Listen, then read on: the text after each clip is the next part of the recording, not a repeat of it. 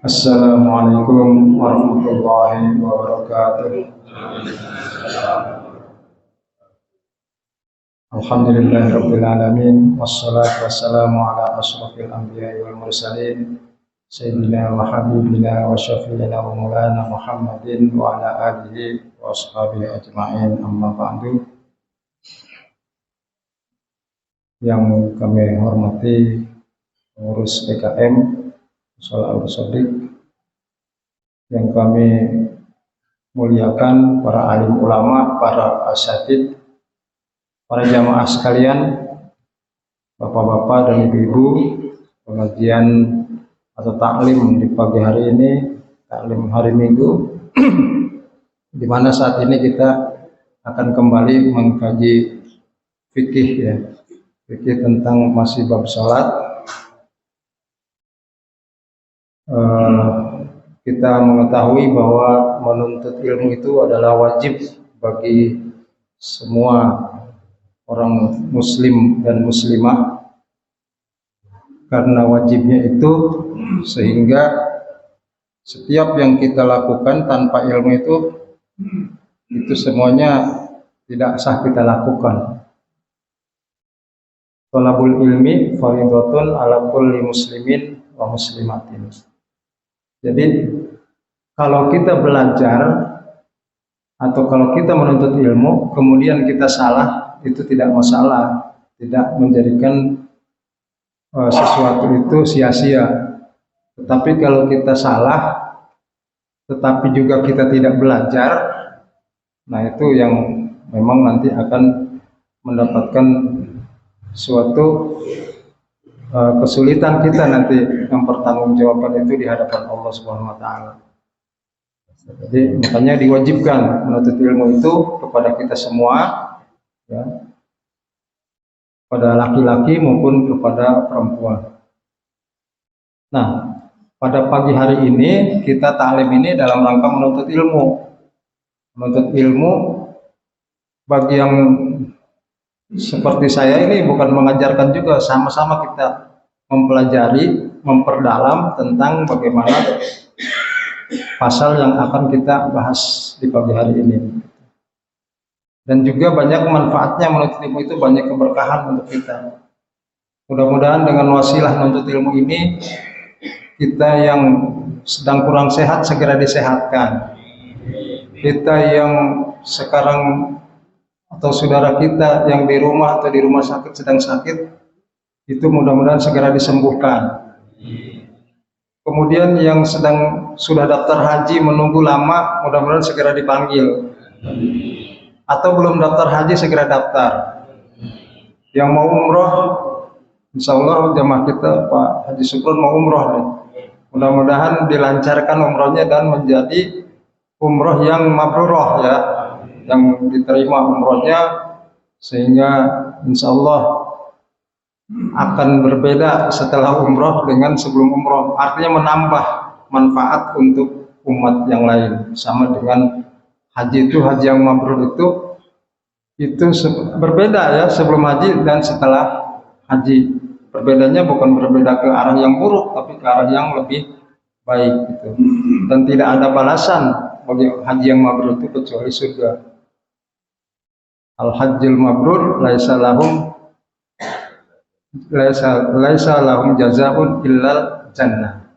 Jadi tidak ada balasan kecuali surga. Amin ya rabbal alamin. Insyaallah nih yang sudah haji nih, Pak Haji Kos, yang lain ya, semua haji, mudah-mudahan balasannya adalah surga. Amin ya rabbal alamin. Nah, jadi manfaat kita menuntut ilmu itu banyak sekali. Jangan berat kita menuntut ilmu. Insya Allah di samping kita mendapat ilmu, dapat keberkahan yang lain. Insya Allah.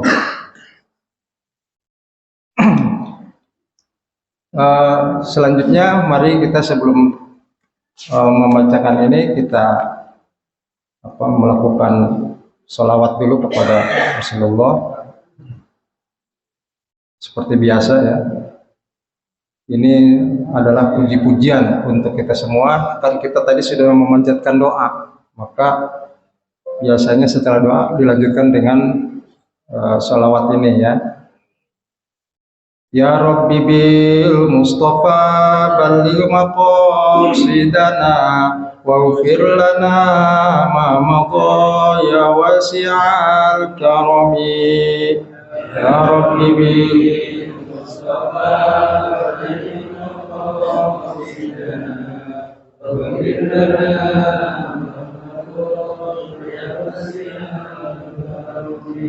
Muhammadun sayyidul kaunaini wasaqalain wal fariqaini min urbin wa min najami. Mustafa lil maqasidana wa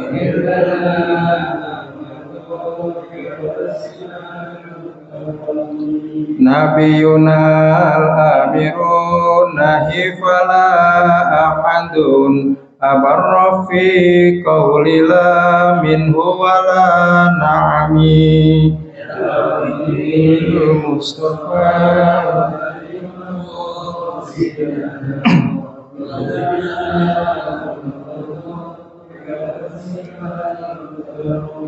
Huwal habibul ladzi turja syafa'atuhu likulli hawli minal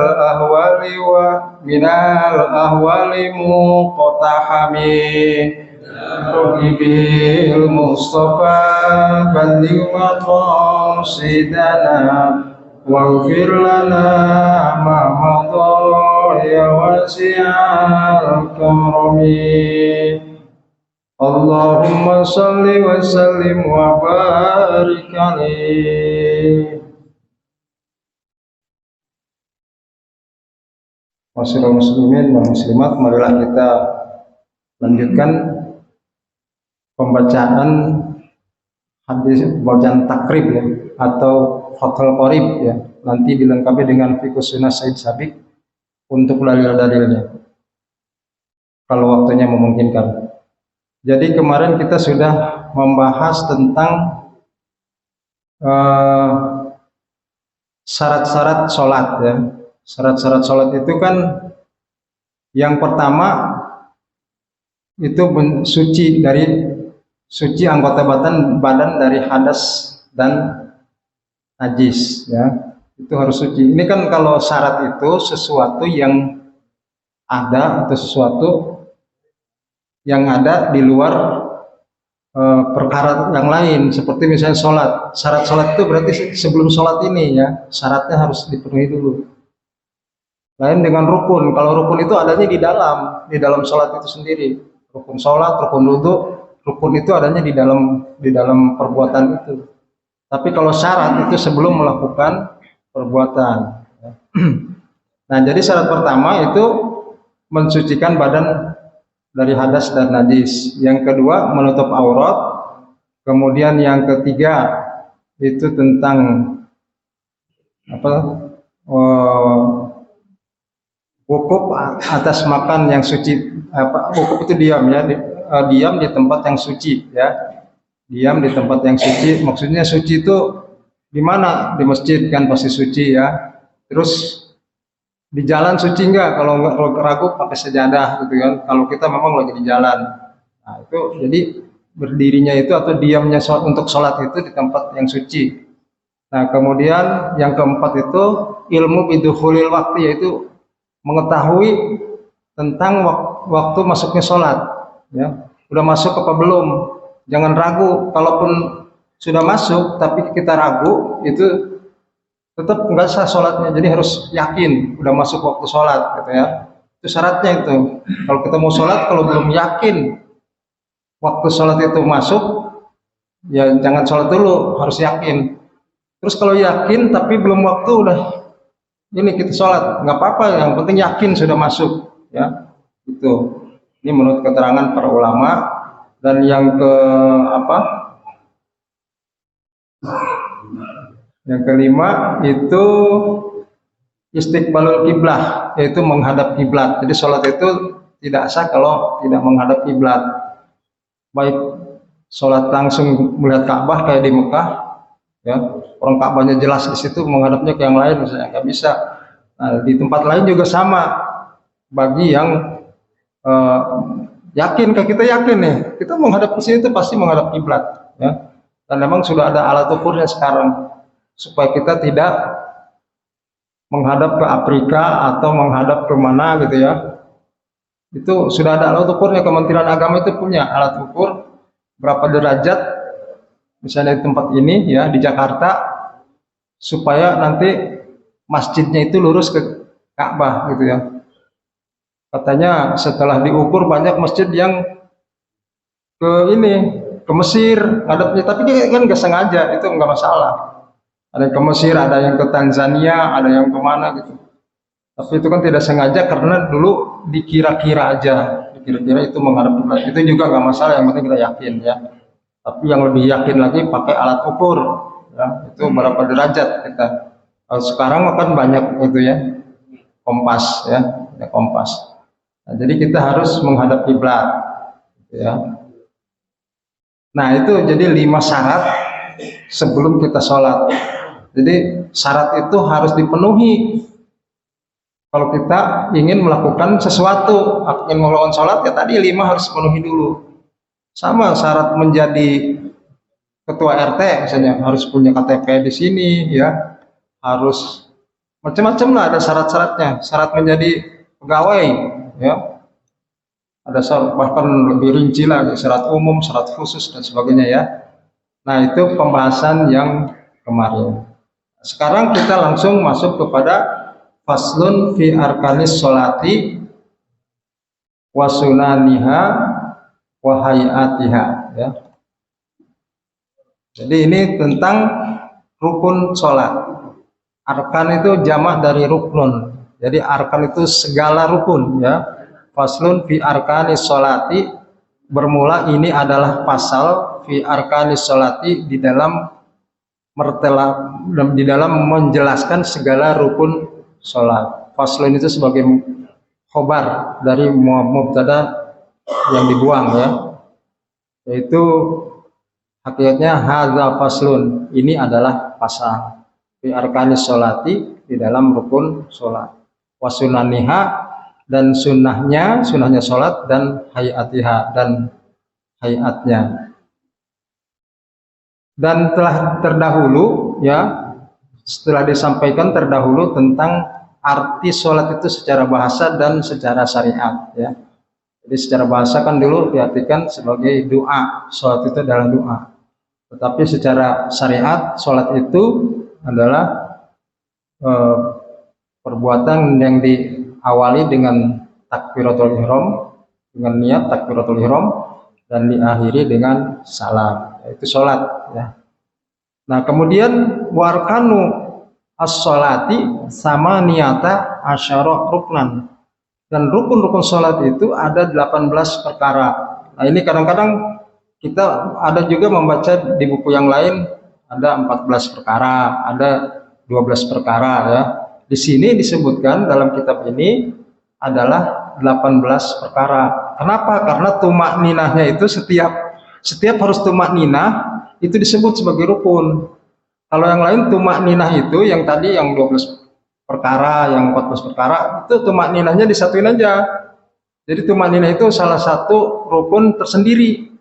Ya, seperti misalnya setelah ketika ruku itu tumak ninah, disebutin tumak ninah itu kan, misalnya ruku yang keberapa, yang ke-6, tumak ninahnya yang ke-7, terus habis itu ruku kan itidal yang ke-9, yang ke-10-nya tumak ninah lagi.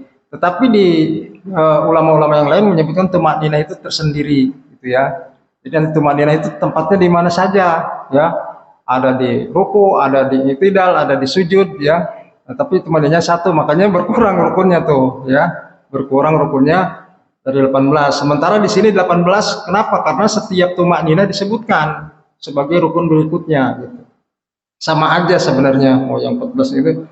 Yang jelas rukun ini wajib Bapak Ibu, wajib dilaksanakan. Tanpa kita melaksanakan secara sempurna rukun ini, maka sholatnya tidak sah ya. Jadi rukun itu wajib kita laksanakan. Nah yang pertama rukun tersebut adalah niat. Jadi kalau sholatnya nggak niat, nggak sah, harus niat. Ya. Innamal a'malu bin niat. Sesungguhnya segala amal itu tergantung dengan niat. Jadi niat sholat itu, bagaimana sih niat sholat? Ya jelas dalam hati ya, niat sholat itu dalam hati. Dan juga dibarengkan dengan takbiratul ihram ya. Nah, kita jelaskan satu persatu. Ahaduha an-niyatu wa hiya qasdu syai'in muqtarinan bi fi'lihi. Jadi bermaksud sesuatu yang diikuti dengan mengerjakannya. Itu adalah niat. Kita punya maksud sesuatu atau berkehendak tentang sesuatu tapi langsung dikerjakan. Kalau cuma niat doang nggak dikerjakan, itu namanya, kalau bahasa Arab itu namanya azam ya. Azam itu belum tentu dilaksanakan, tapi kalau niat itu harus dilaksanakan. Niat haji dilaksanakan hajinya ya. Makanya pas niatnya itu langsung dilaksanakan. Seperti sholat nih, niat sholat langsung sholat ya, bukan niat saya nanti besok niat nih mau sholat. Nah, itu belum disebut niat ya, belum disebut niat, itu masih berkehendak aja. Jadi langsung dilaksanakan. Pengertian menurut ulama Abu Suja ini ya. Jadi qasdu syai'in muqtarinan bi fi'lihi. Jadi bermaksud sesuatu diikuti dengan memperbuatnya. Maka wajib niat fardu. Jadi sebutin fardunya ya. Niat dalam hati ini ya, dalam hati. Makanya kan ulama menyebutkan niat itu dilafadzkan itu ya. Misalnya usolli fardhu zuhri ya. Jadi zuhrinya itu harus tersebut dalam hati itu. Ya. Nah, itu wa ta'yiniha min subhin au zuhrin. Jadi menetapkan dalam hati itu ini sholat subuh apa sholat zuhur kan gitu.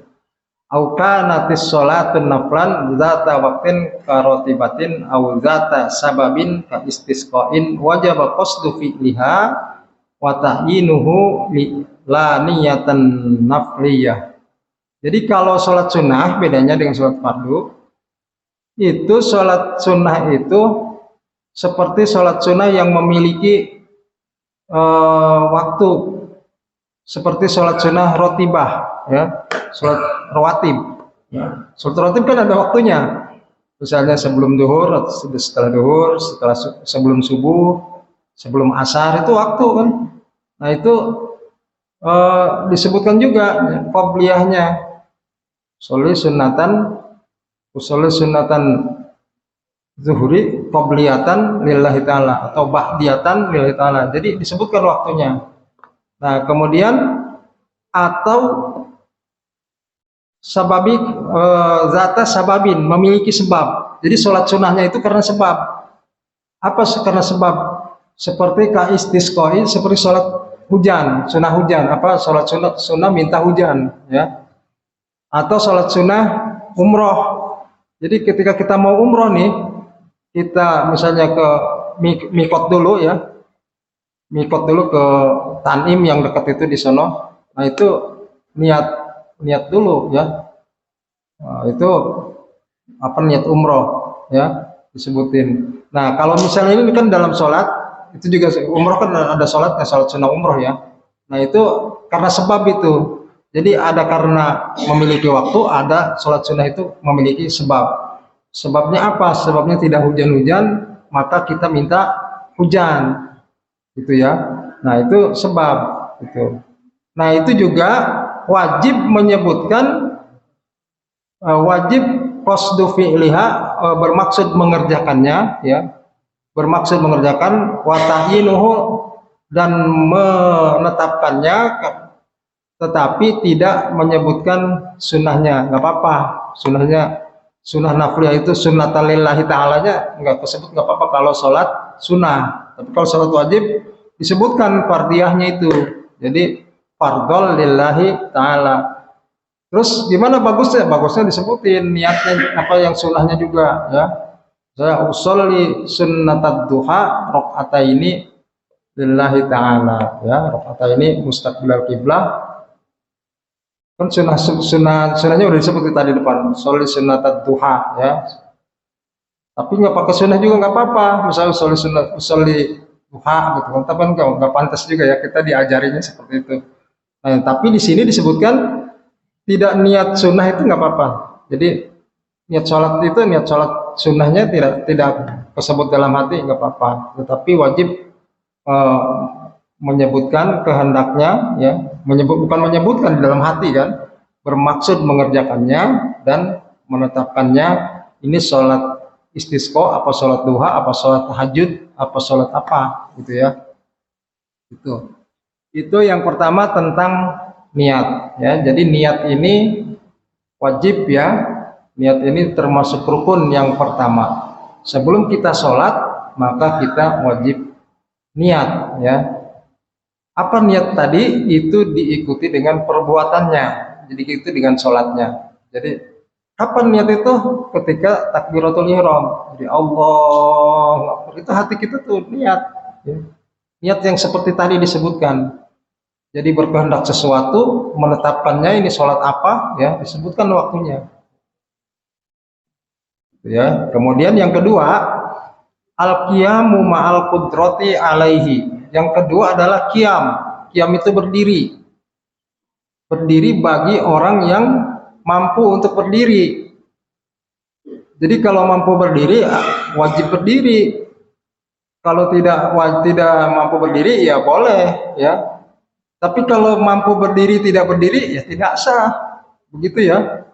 Kita kan udah dikasih kemampuan sama Allah untuk berdiri, masa menghadap Allah kita tidak berdiri, ya, malah duduk. Kecuali nanti lain lagi keterangan tentang sholat sunnah. Sholat sunnah bagi yang mampu berdiri juga boleh sambil duduk. Tapi yang utamanya mana? Kalau ambil utama, ya yang utama ya itu berdiri, ya. Kalau kita mampu berdiri. Fa in ajaza anil qiyam wa ada kaifa sya'a wa qu'uduhu muftarisan afdal. Jadi jika lemah dari berdiri, maka duduk sebagaimana dia mampu duduknya. Tapi yang lebih sempurna duduk itu duduk iftirosi. Duduk iftirosi itu tahiyat awal. Jadi beda ya, tahiyat awal itu kan kita ngedudukin kaki itu sebelah, ya. Gak usah dipraktekkan, udah tahu semua ya. Tahiyat awal itu kan itu iftirosi. Tapi kalau duduk tahiyat akhir itu namanya tawarruk. Jadi kita duduknya ke lantai. Jadi ininya di apa namanya, kaki kirinya agak ke depan sedikit. Nah, jadi kalau kita sholat duduk, afdolnya itu duduknya duduk iftirosi, ya, bukan duduk yang lain, ya, duduk sila gini, bukan begitu. Jadi iftirosi itu yang lebih ini, ya, yang lebih utama duduknya. Kalau kita memang tidak mampu nih Bapak Ibu, ya, kalau kita tidak mampu untuk berdiri. Tapi kalau mampu berdiri kemudian kita sholat duduk, ini sholat wajib, itu tidak sah sholatnya, ya. Tapi kalau misalnya memang tidak kuat berdiri, ajaza kan di sini, ajaza anil qiyam, jadi lemah daripada berdiri, berarti nggak mampu berdiri kan. Nah, itu boleh duduk. Tetapi kalau sholat sunnah itu di dalam keterangan lain boleh saja sambil duduk. Tapi kalau cari keutamaan, ya itu ya berdiri lah, orang kita mampu berdiri gitu kan. Orang jalan dari musola ke sini aja bisa, misalnya kan gitu. Oh beda Pak, kalau jalan dengan sholat itu beda karena gerakannya. Benar, saya juga ngerasain ya, kadang-kadang beda ya, dari sujud, dari duduk iftiros kemudian mau bangun gitu ya. Nah itu agak ini dulu, agak sedikit apa namanya ya, sakit dulu sedikit gitu. Nah itu tergantung kesehatan kita masing-masing. Nah kemudian wasalisu takbiratul ihrami, yaitu takbiratul ihram, ya. Kemudian dilafalkan takbiratul ihram itu dengan Allahu Akbar, ya, dilafalkan. Jadi ada lafalnya. Ini dicontohkannya oleh Nabi, ya. Jadi Nabi Shallallahu Alaihi Wasallam itu kalau sholat takbiratul ihramnya itu tidak ada kalimat lain, Allahu Akbar. Maka di sini dijelaskan, ya, bagi yang mampu itu an-nutku. Nutku itu ngucapin. Manusia itu adalah hayawanun natik kan gitu, hewan yang berpikir, hewan yang berbicara. Kan ada juga ya di itu. Jadi manusia itu sebenarnya hewan yang berpikir, hewan yang berbicara.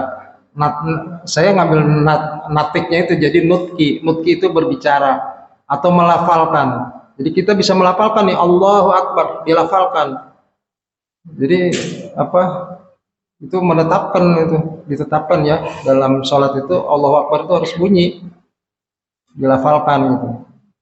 Wala yasihu ar-Rahmanu Akbar, nggak boleh juga atau tidak sah ar-Rahmanu Akbar. Ar-Rahman itu kan Maha Pengasih ya, tapi nama Allah juga, tapi sifat Allah ya.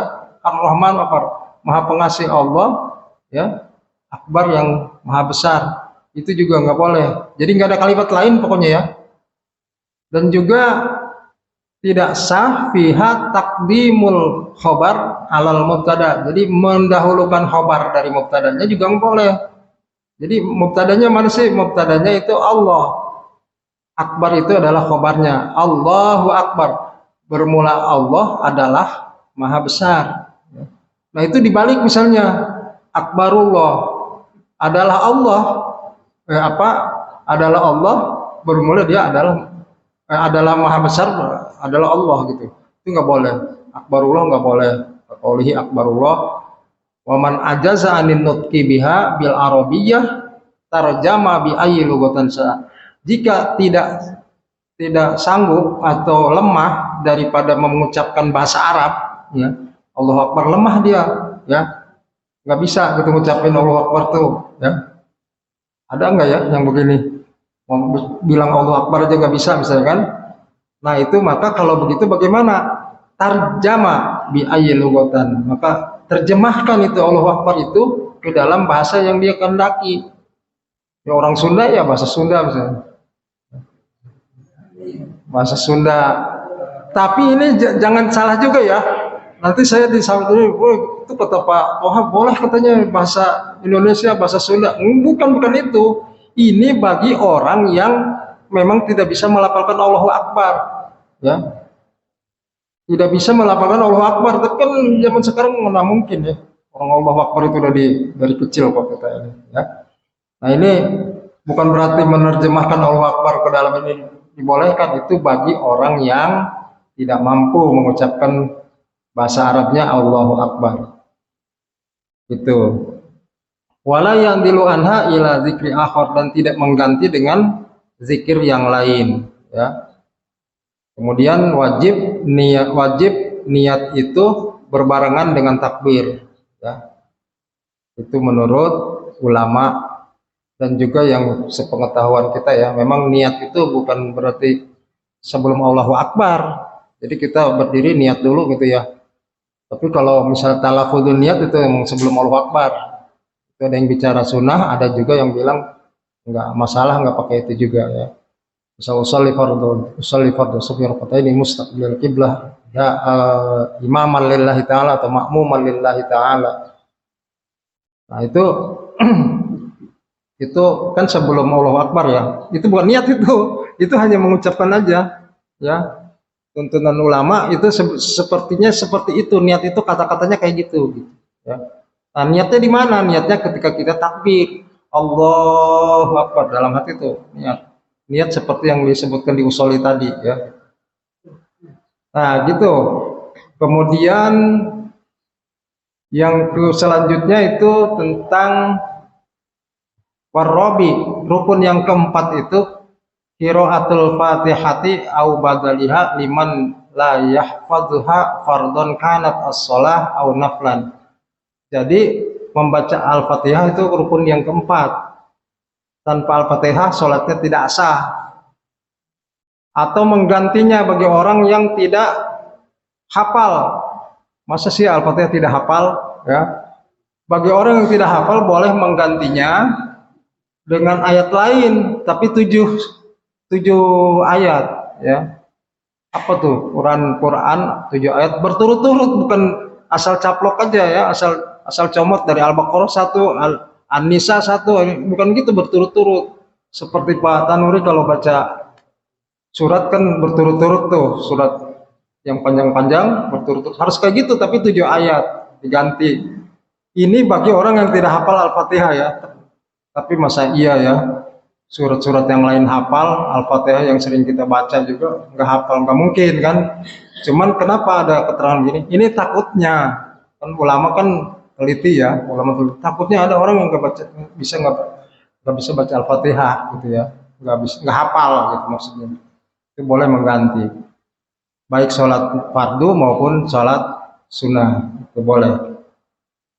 Wa bismillahirrahmanirrahim ayatun minha.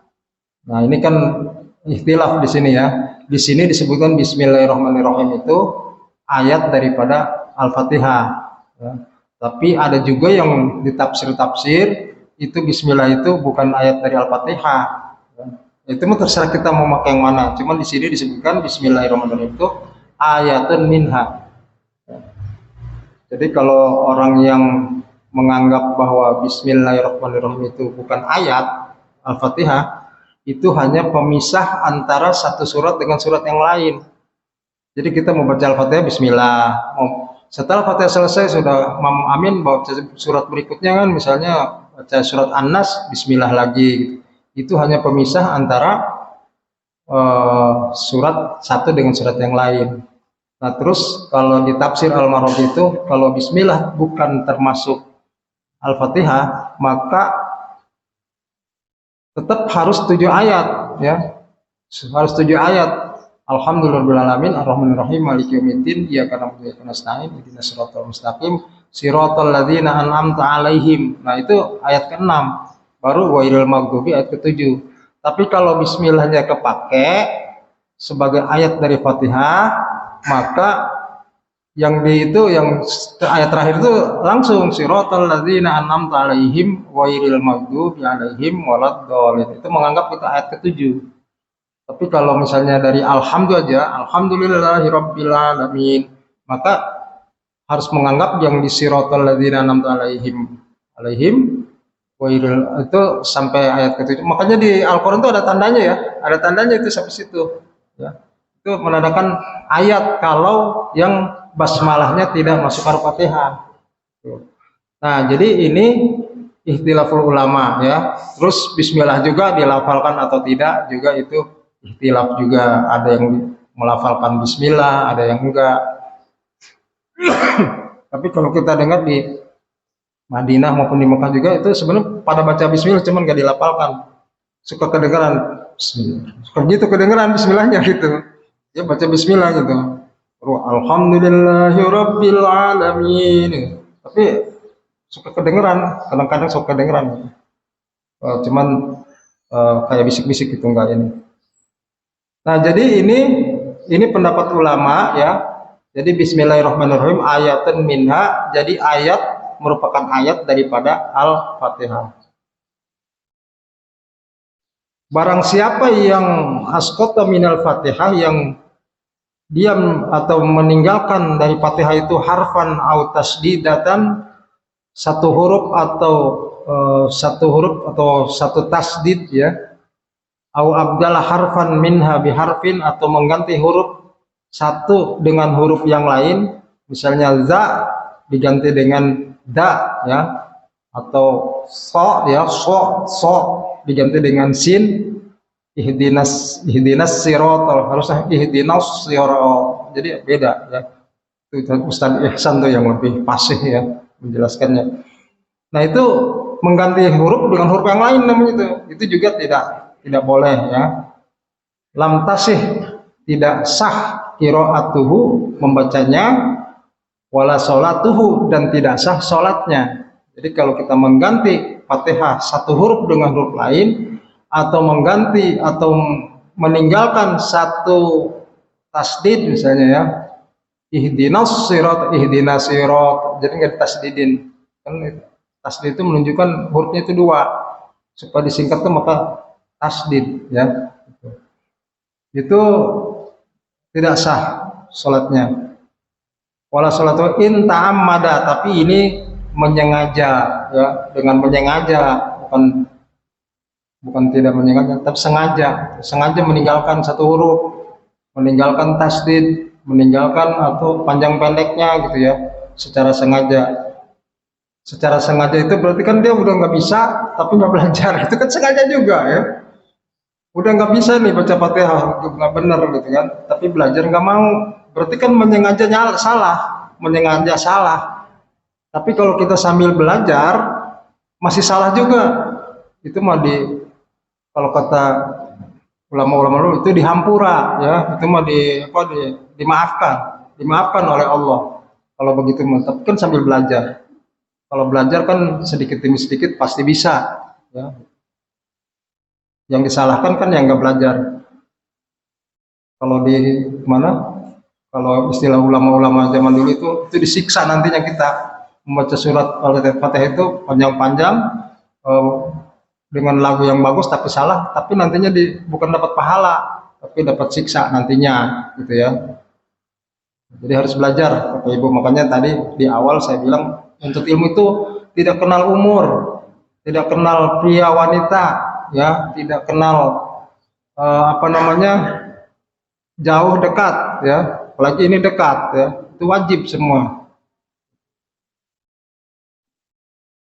Kemudian kalau misalnya ada ketinggalan surat, wa illa wajaba alaihi i'adatul qiraah. Ketinggalan satu ayat atau satu tasdid atau panjang pendek, kita karena lupa atau gimana gitu ya, ketinggalan satu ayat ya, langsung sirotol aja gitu, ihdinas sirotol mustaqim misalkan, sebelumnya ar-rahman ar-rahimnya ketinggalan atau satu huruf aja ketinggalan, maka wajaba i'adatu al-qiraah, maka wajib atasnya mengulang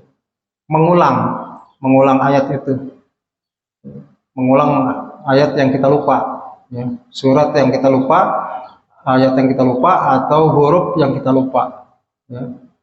Oh tadi saya nggak pakai tasdid nih gitu, maka ulang lagi, nggak apa-apa, diulang lagi supaya sah gitu ya.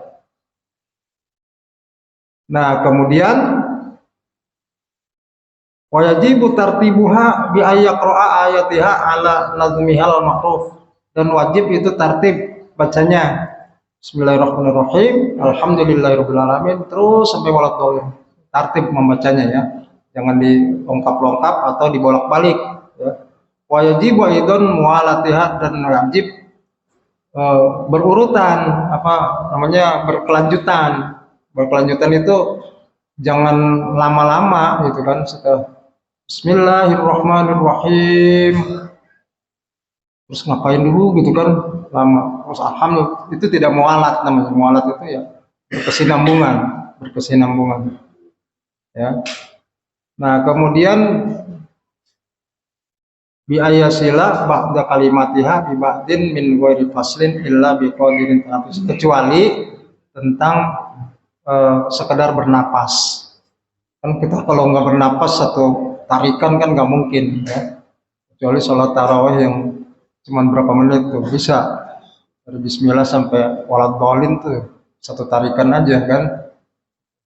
Nah ini jelas bagi kita membaca Fatihah itu wajib ya, dan juga harus tertib bacanya, harus mualat ya, berturut-turut. Kemudian juga harus tidak boleh memisah ya terlalu lama antara satu ayat dengan ayat yang lain, kecuali sekedar bernapas ya, bernapas.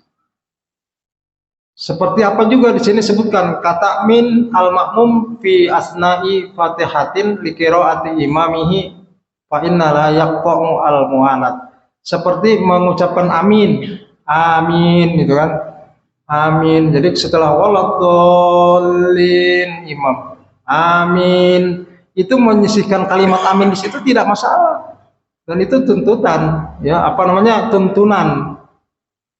Kan tidak boleh menyelingi dengan kalimat lain, tadi kan disebutkan ya, tidak boleh mengganti dengan kalimat lain atau menyelinginya, menambah, mengurang Fatihah itu. Tetapi kalau mengucapkan amin gimana? Itu mah bukan Fatihah, Fatihahnya sudah selesai. Jadi waladhdallin itu amin kata makmumnya kan. Nah makmum bicara amin itu tidak menjadi masalah, karena itu imamnya sudah selesai membaca surat Al-Fatihah, membacanya nggak apa-apa dan itu tidak termasuk memutus al-mualat, memutus berturut-turut itu. Tadi al-mualat kan itu wajib mualat, apa namanya, berturut-turut. Nah, ini tidak memutus itu, tidak memutus berturut-turut. Terus wa man jahila al-Fatihah aw ta'azzarat alaihi li admi muallim masalan wa ahsana ghairaha minal Qur'an wajaba alaihi sab'u ayatin. Nah, ini yang tadi saya terangkan ya. Jadi kalau misalnya ada orang yang jahil itu bodoh ya, tidak tahu, jahala al-Fatihah, bodoh tentang al-Fatihah, maksudnya kan tidak ngerti Fatihah gitu ya, tidak hafal Fatihah, maka dia ta'azzarat atau uzur dari membaca al-Fatihah karena tidak adanya mualim, tidak ada yang ngajarin, nggak ada yang ngajarin ya. Nah, maka itu apa namanya, wahsana ghairuha minal Qur'an, maka dia harus menggantinya dengan ayat yang lain dari Al-Qur'an ya. Wajib alaihi sab'u ayatin, dan wajib 7 ayat mutawalliyatin yang berturut-turut ya. 7 ayat berturut-turut, bukan asal jamat ya, Al-Baqarah 1, Yasin 1, Tabarok 1 gitu kan, An-Nas 1 gitu kan. Nah, itu enggak begitu. Jadi berturut-turut 7 ayat. Nah, kemudian itu sebagai iwad daripada Fatihah atau mutafarriqah. Fa in ajaza anil Qur'an ata bidzikri badalan. Jadi kalau dia lemah daripada membaca Al-Qur'an, maka berzikir sebagai ganti daripada sekira-kira tidak mengurangi daripada hurufnya. Jadi sejumlah huruf Al-Fatihah zikirnya itu ya. Zikir itu apa sih? Mengingat Allah. Misalnya apa sih yang dia hafal mengingat Allah itu ya? Misalnya Rabbana atina fid dunya hasanah. Jadi zikir ya, la ilaha illallah itu kan zikir juga. Tapi huruf-hurufnya itu harus sama dengan huruf Al-Fatihah jumlahnya ya. Fa in lam yahsin Qur'anan wala dzikra waqafan qadra al-Fatihah. Terus kalau misalnya bagaimana kalau dia tidak juga bisa zikir, nggak bisa baca Quran ya, maka dia diam sekira-kira selama Al-Fatihah itu. Tapi kita jangan mengambil kemudahan-kemudahan ini ya, karena kita udah bisa ya. Ini bagi yang nggak bisa. Ini karena ulama ini kan supaya kita tetap sholat gitu ya, karena sholat itu wajib ya, karena sholat itu tiang agama, orang yang membedakan antara kafir dan muslim adalah sholat, maka sholat itu wajib. Maka bagaimana kalau dia tidak bisa baca Al-Fatihah ya, itu tetap ya, baca surat yang lain 7 ayat ya. Tapi bagi yang nggak bisa, nih sekali lagi ya, jangan salah pengertian, bagi yang nggak bisa Al-Fatihah, tidak hafal Al-Fatihah. Terus bagaimana kalau surat yang lain tidak hafal? Maka tadi itu disebutkan zikir selama zikirnya itu jumlah hurufnya sama dengan jumlah huruf Al-Fatihah, surat Al-Fatihah. Jumlahnya ada berapa tuh surat Al-Fatihah, harus dihitung dulu ya. Itu. Nah, kemudian zikir juga nggak bisa, bagaimana? Maka diam di situ, berdiri selama atau sekira-kira Al-Fatihah itu selesai ya. Tapi kan ada juga kalau kita makmum, makanya itu sholat berjamaah itu apa namanya, manfaatnya banyak. Satu, silaturahmi, kemudian kedua juga apa namanya, kita bisa berkumpul bersama, silaturahmi, bisa belajar untuk bermasyarakat dan sebagainya. Nah, itu dalam sholat berjamaah juga kan ada yang menganggap bahwa kita tidak baca Fatihah, kan imam sudah baca, imam sudah baca, jadi Fatihahnya ditanggung imam. Ada juga yang seperti itu. Itu tentunya terutama tentang orang yang masbuk ya. Masbuk itu yang terlambat sholatnya. Jadi ketika dia terlambat sholat, tiba-tiba imam udah mau ruku, udah baca surat terakhir, tinggal 1 ayat lagi, kita baca Fatihah nggak selesai ini, langsung aja ruku ya, langsung ruku mengikuti imam karena sholat berjamaah. Terus gimana Fatihahnya nggak selesai? Udah, itu udah tanggungan imam. Makanya imam itu nanggung makmum ya, berat jadi imam itu sebenarnya. Lalu pada mundur-mundur mulu. Tapi kalau nggak ada yang imam juga kan sholat berjamaah tidak jadi gitu. Nah, jadi kalau sholat berjamaah ya Bapak Ibu, makmum itu harus ikut imam. Imam salah aja, misalnya ya salah, harusnya duduk tahiyat awal, tetapi dia langsung berdiri. Sudah dikasih peringatan subhanallah, tapi imam ini nggak dengar, tetap aja lanjutkan rakaat keduanya, rakaat ketiganya ya. Nah ini makmum gimana? Makmum jangan tahiyat awal, berdiri juga, itu ya. Kalau kita sholat berjamaah itu begitu. Itu kan sudah ngingatin imam salah, tapi imam nggak dengar atau gimana, tetap dia melanjutkan itu. Tetap kita harus ikutin. Jangan kita ini kan lagi tahiyat awal kok langsung berdiri. Oh saya tahiyat awal aja ya, nggak sah juga sholat berjamaahnya ya. Jadi harus ngikutin imam gitu ya. Baik sujud, ruku, semuanya harus ngikutin imam. Imam sujud kita sujud, imam bangun dari sujud kita bangun. Imam ruku kita ruku ya, makmum ruku. Nah itu yang disebut dengan kepatuhan terhadap imam. Makanya bernegara, bermasyarakat itu juga harusnya begitu. Imam harus dipercaya. Ketika imam salah kita peringatkan, itu ya. Nah, gitu. Gimana Pak? Masih ada waktunya? Masih ya? Berapa menit lagi? Sampai jam berapa sih? 10 menit lagi. Nah, jadi kita ya seperti itu ya. Ini belajar sholat, jadinya belajar yang lain-lain ya.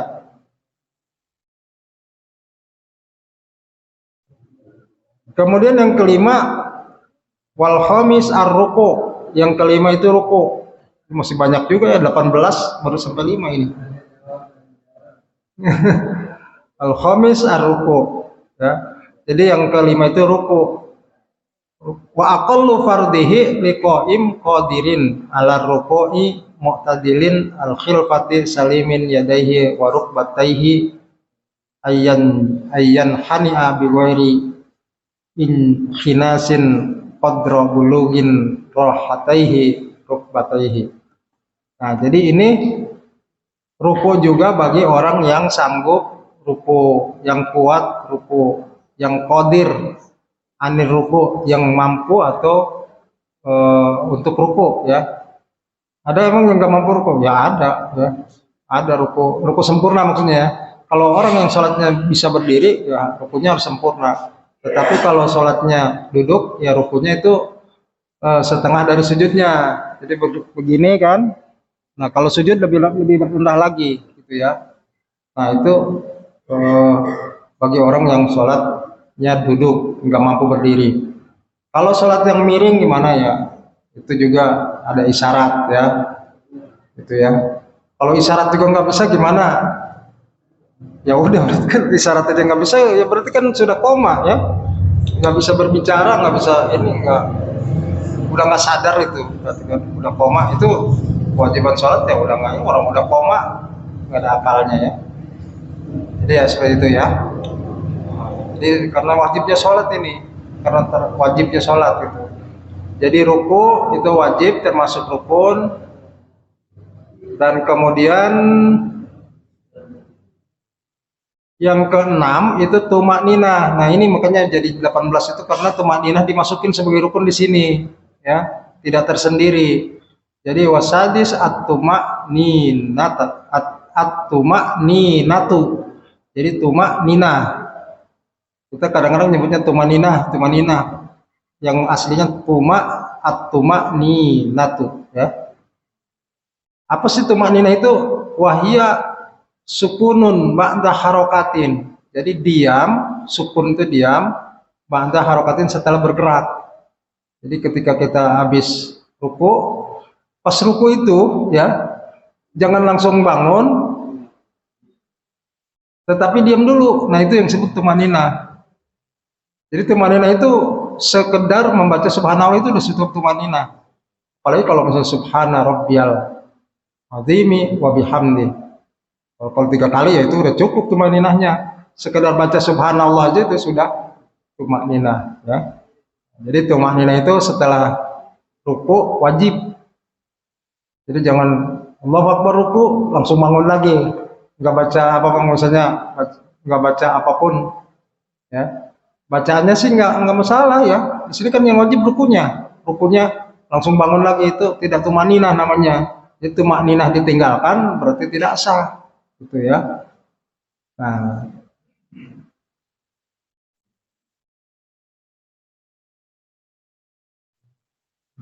kemudian pengarang kitab ini menjadikan tumakninah itu sebagai rukun tersendiri. Yang ketujuh itu ar-raf'u minar ruku. Jadi berdiri daripada ruku. Wal i'tidalu dan i'tidal. Qaiman alal hayati allati kana 'alaiha qabla ruku'ihi min qiyamin qadirin wa qu'udin ajizin anil qiyam. Ini bagi orang yang mampu ruku tadi, setelah ruku berdiri lagi, ya, berdiri dan i'tidal, ya. Berdiri dari ruku dan i'tidal. I'tidal itu sami Allahu liman hamidah rabbana lakal hamd. Minimal sampai situ. Kalau mau diterusin mil'us samawati wa mil'ul ardi wa mil'u ma syi'ta min syai'in ba'du. Nah, ini lebih sempurna lagi. Nah, itu bagi yang berdirinya mampu, ya, mampu berdiri atau mampu i'tidal sempurna atau ruku sempurna. Terus bagaimana bagi orang yang tidak kuat untuk berdiri? Maka itu biasanya i'tidalnya duduk seperti semula, ya, seperti semula, duduk iftirosi kan, kemudian ruku begini lagi, ya. Allahu Akbar. Jadi sama seperti berdiri, cuma dia dalam keadaan duduk, gitu ya. Kemudian yang ke-8, ke-7 dulu. Ke-7 tadi rukui, jadi berdiri dari ruku dan i'tidal. Yang ke-9 tumaninah. Nah, tumaninahnya jadi ada, tadi kan udah tumaninah. Nah, ini tumaninah lagi. Jadi setelah i'tidal itu tumaninah dulu. Jangan habis i'tidal, ya, langsung sujud. Jadi ada tumaninahnya. Insya Allah kalau saat berjamaah itu tumaninahnya ke bawah, ya. Tapi kalau sholat sendiri ya nggak tahu, kadang-kadang cepet-cepet banget gitu ya. Apalagi anak-anak itu disuruh sholat cepet banget. Kita mah baru juga baca apa dia udah, jadi, ya, udah selesai gitu kan. Oh, nggak ada tumaninahnya ini. Sholat kok nggak ada tumaninahnya. Nah, jadi itu tumaninah lagi tuh setelah i'tidal, ya. Kemudian yang ke-9 sujud marrataini. Sujud itu 2 kali, ya. Fikul rokaatin, setiap rokaat itu sujudnya 2 kali. Wa aqalluhu mubasharatan ba'da jibhati al-musalli maudiin sujudihi minal ardi aw ghairiha. Jadi sesedikit-sedikitnya sujud itu menyentuh langsung, ya, sebagian jibhah, sebagian ini apa, kening, ya, jibhah seorang yang sholat, jibhahnya orang yang sholat itu kepada tempatnya sujud. Jadi menyentuh, ya, menyentuh sujud itu sesedikit saja menyentuh ini kening kita ke sajadah atau ke tempat sholat, gitu ya. Minal ardi au ghairiha, dari tanah maupun yang sebagainya. Jadi tempat sholatnya itu, tempat sujudnya bisa juga tanah kalau suci, ya. Tanah juga suci, ya, kalau yang nggak kena najis.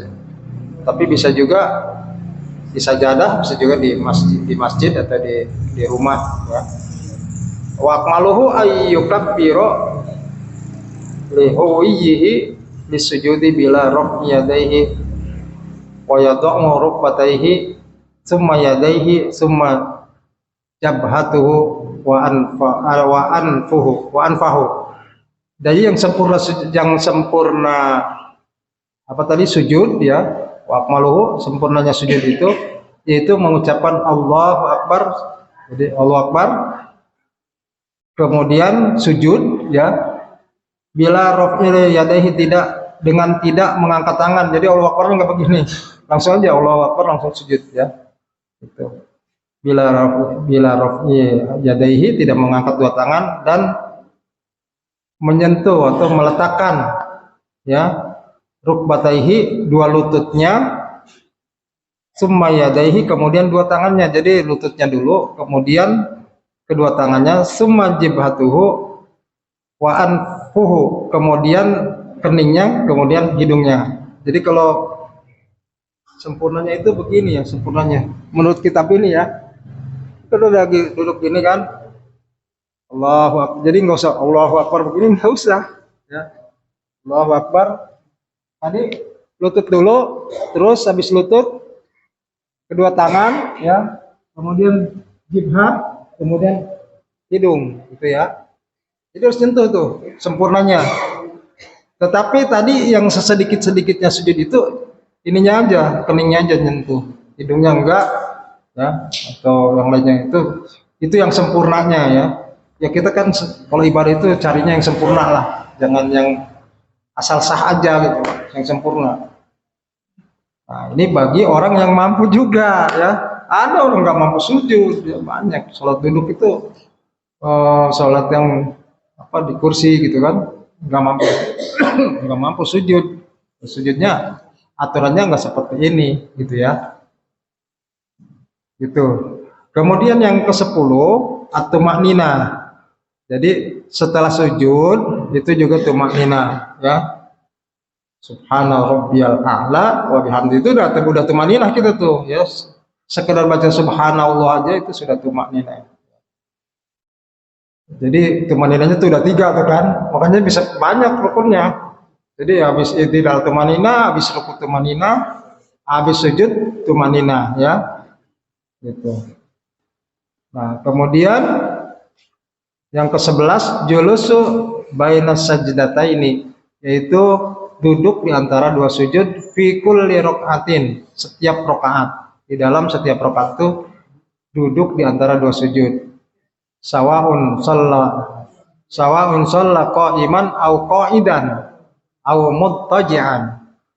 Sama saja sholatnya itu berdiri atau duduk atau miring, itu tetap aja harus ada sujud, harus ada duduk di antara 2 sujud.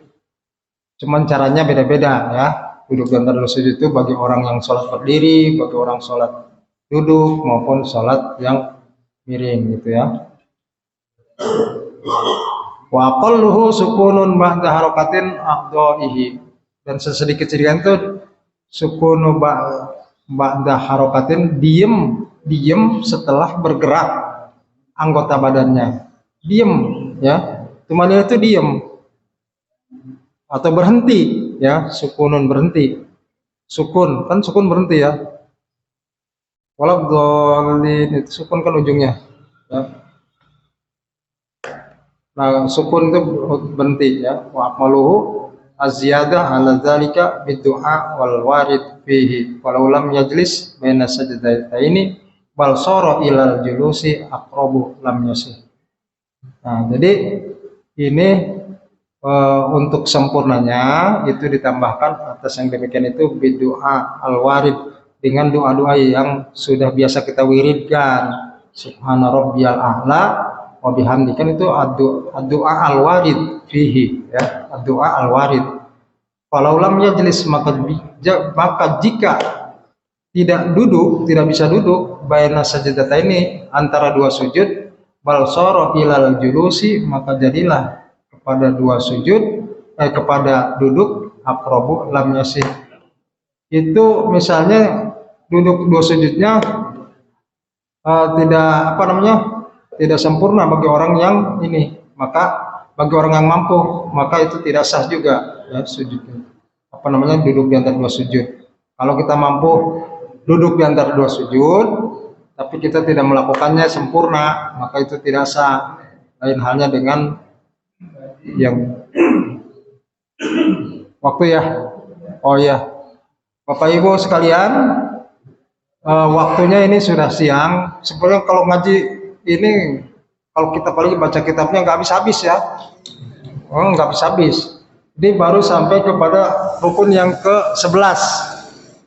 Nanti insya Allah kita lanjutkan di lain kesempatan rukun yang ke-12 sampai ke-18 ya. Barangkali ini saja yang perlu saya sampaikan. Mudah-mudahan ada manfaatnya. Kurang lebihnya mohon maaf. Wallahul muwaffiq ila aqwamit thoriq. Wassalamualaikum warahmatullahi wabarakatuh.